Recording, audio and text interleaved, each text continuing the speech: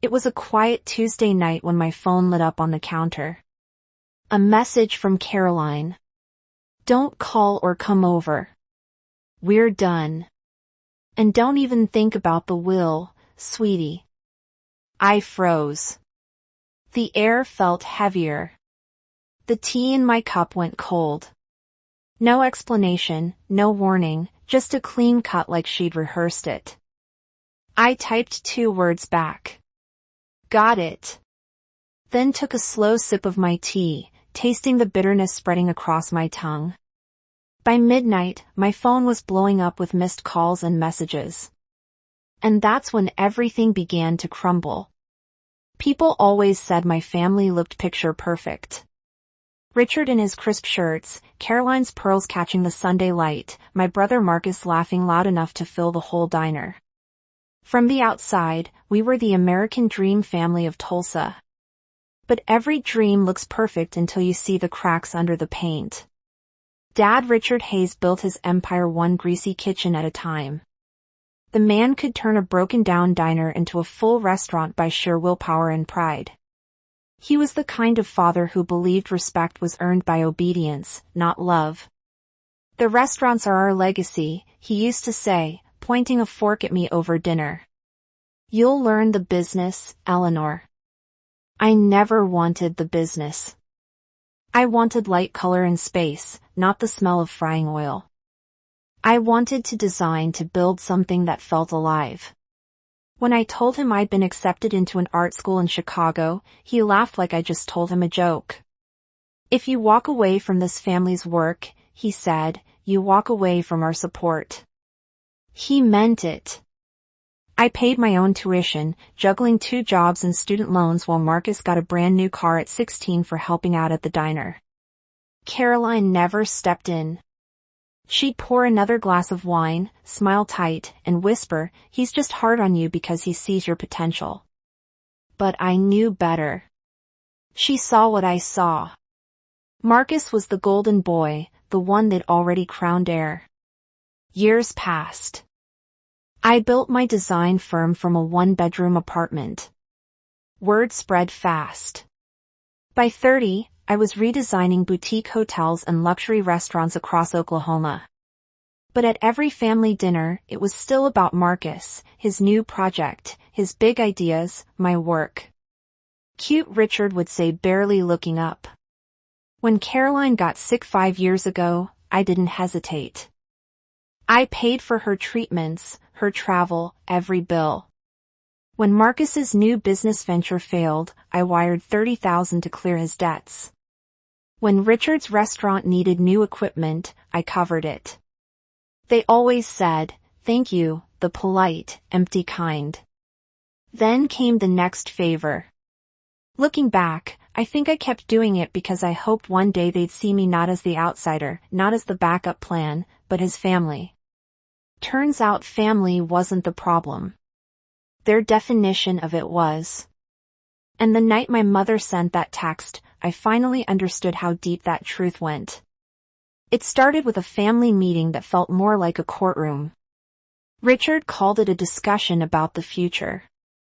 I should have known that meant Marcus's future, not mine. They gathered around the long dining table, the one lined with framed photos of Marcus holding trophies and ribbon cutings from Richard's restaurants.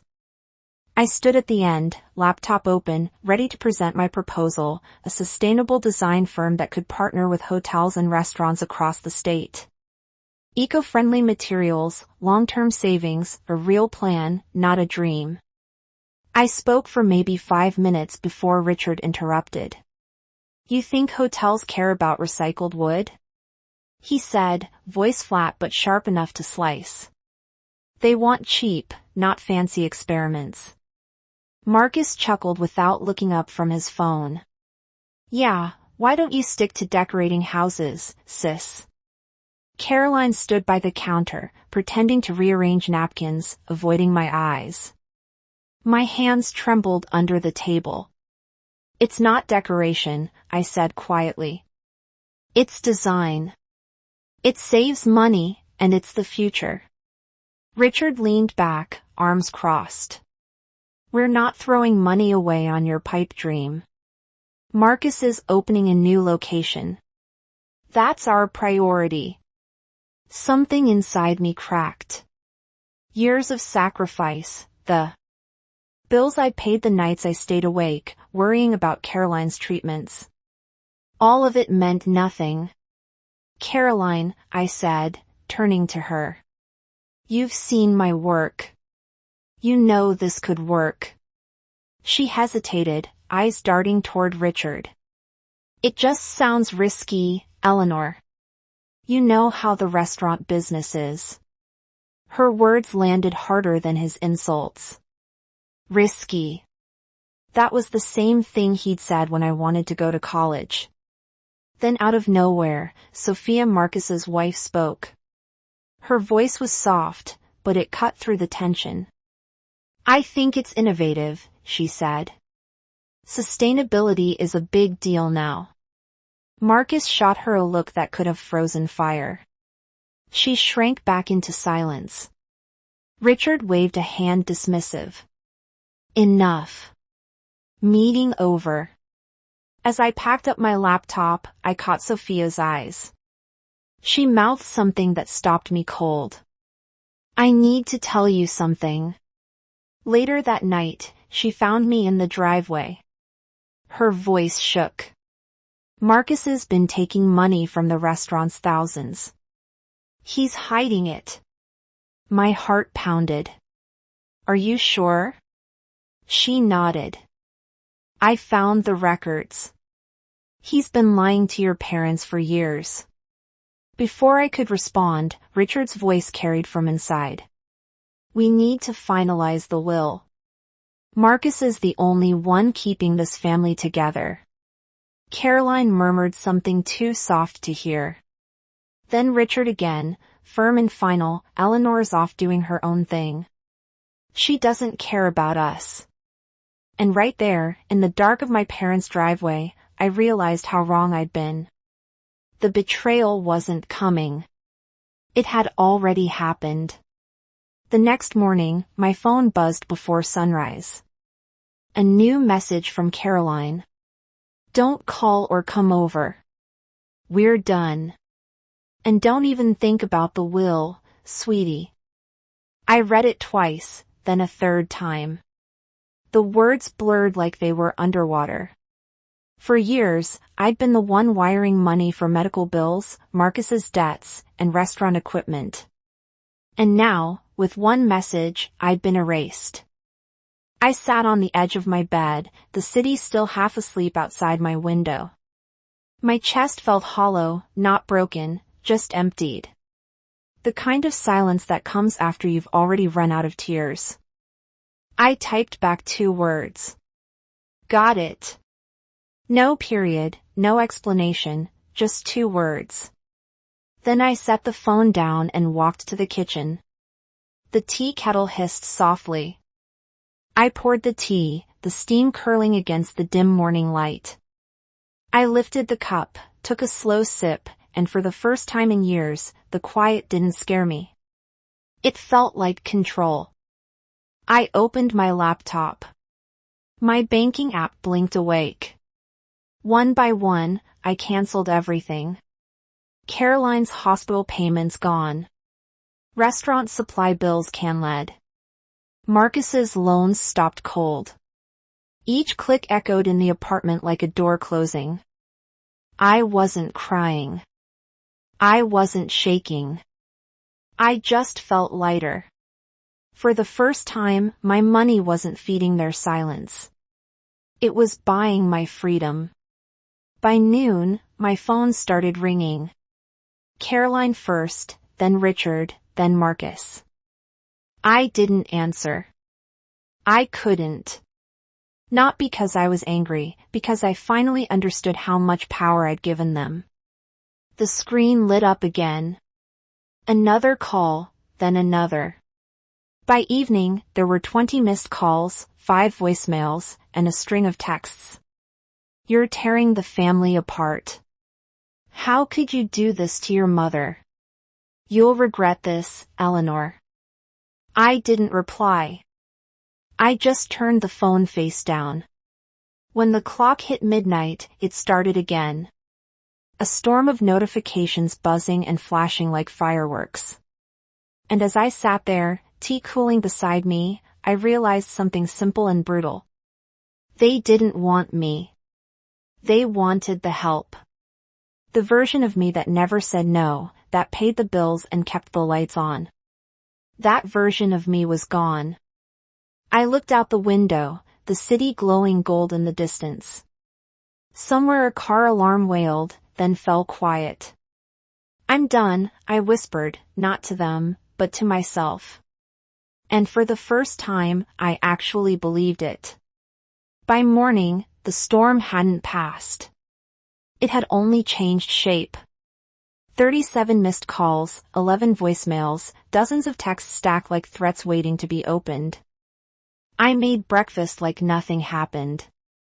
The smell of toast filled my apartment, while the phone kept lighting up beside the sink.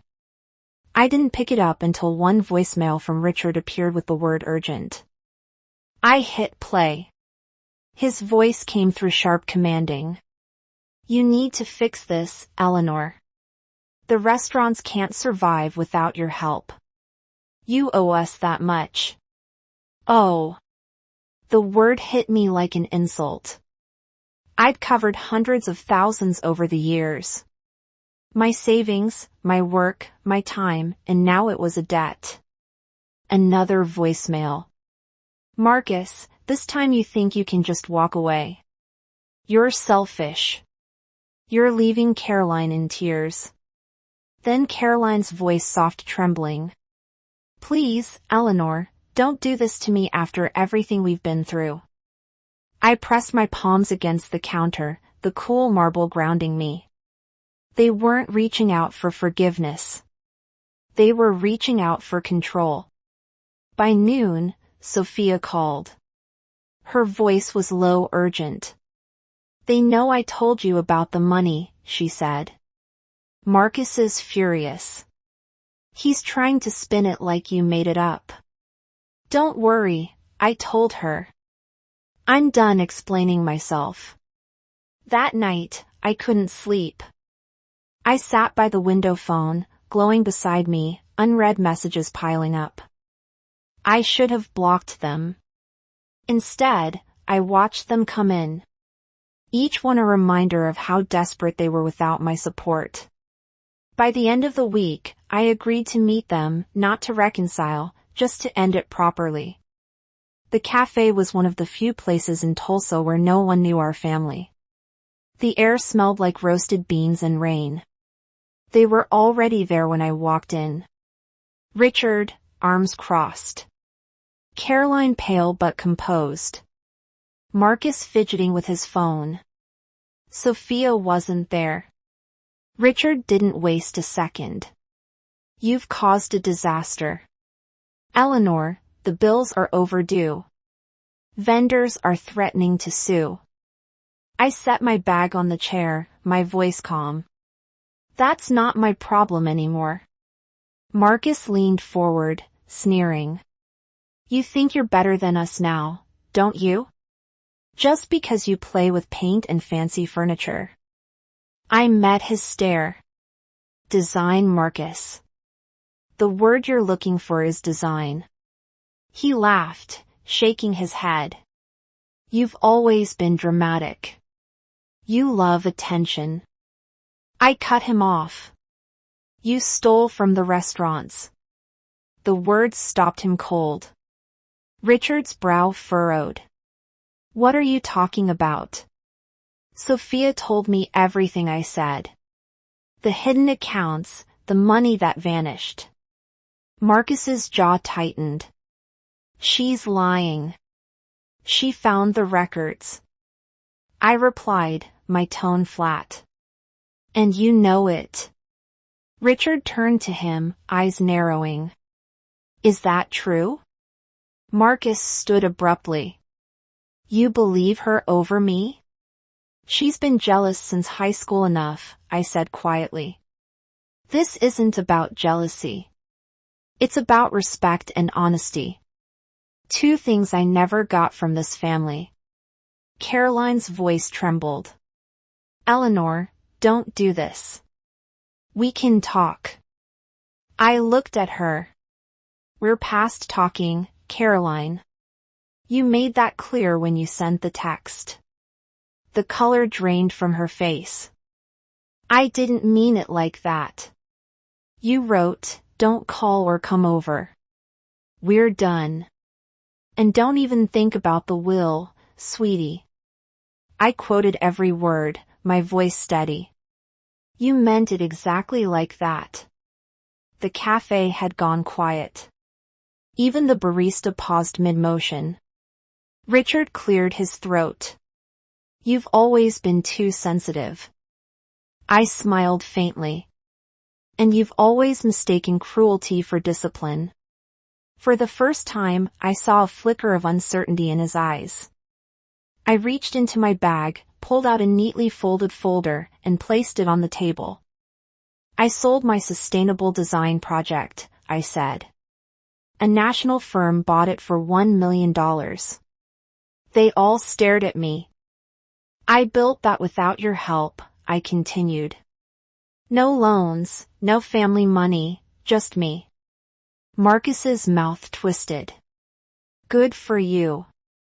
Want a medal? No, I said. I just want you to understand that I don't need this family anymore and you don't get to call me when things fall apart. Richard's jaw clenched. You think that money makes you powerful? I leaned forward slightly. No, walking away does. The silence that followed was heavier than any scream. Caroline finally spoke, tears welling in her eyes. We're still your family. Family doesn't use you like an ATM, I said softly. Family doesn't write you off when you stop paying. Marcus slammed his fist on the table. You're pathetic. You think you can just cut us out? I met his anger with calm. Funny. That's exactly what you did to me. He opened his mouth again, but I stood before he could speak. I'm not your safety net anymore, I said. Not your backup plan, not your excuse. Richard's voice rose. You'll regret this, Eleanor.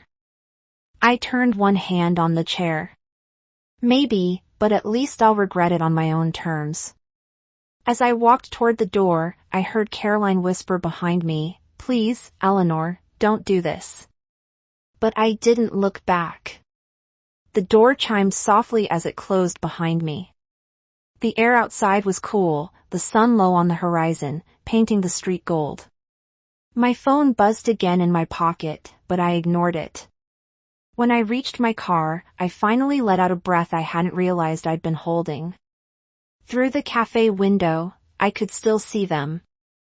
3 silhouettes arguing among themselves, their voices muted by glass. I wasn't part of that noise anymore. I took out my phone, scrolled through the messages, and pressed delete all. The screen went blank, quiet, clean. I started the engine, the radio humming softly. For the first time, I wasn't driving away from them. I was driving toward myself. A year later, I heard the news through mutual friends, not from them. The Hayes restaurants were gone. The family legacy Richard guarded like a crown had crumbled under debt and lawsuits. Vendors sued after discovering Marcus's hidden accounts. Richard tried to fight it, but the numbers didn't lie. Marcus's name appeared in the local paper next to words like fraud and embezzlement. Sophia left him quietly moving to Dallas with their daughter. Caroline and Richard sold their house and moved into a smaller place outside Tulsa. I didn't feel joy when I heard it. Just a strange heavy calm. The kind that comes after a storm has taken everything down and left the air clean. My firm had grown.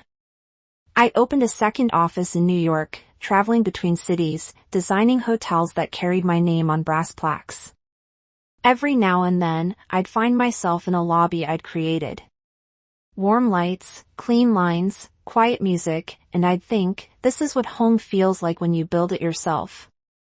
One afternoon, sitting by the window of a cafe in Manhattan, I ordered the same kind of tea I'd had that night.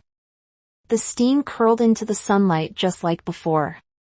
A notification blinked on my phone, an unknown number from Tulsa. I let it ring out, the sound fading beneath the soft jazz playing overhead. I smiled, lifted my cup, and took a slow sip. The tea was still bitter, but now I understood why it wasn't the drink. It was the lesson. Peace didn't come from fixing them. It came from letting them fall. People ask me sometimes if I miss them. The truth, I miss the version of them I kept hoping existed. The one that might have loved me without conditions, without a price tag attached.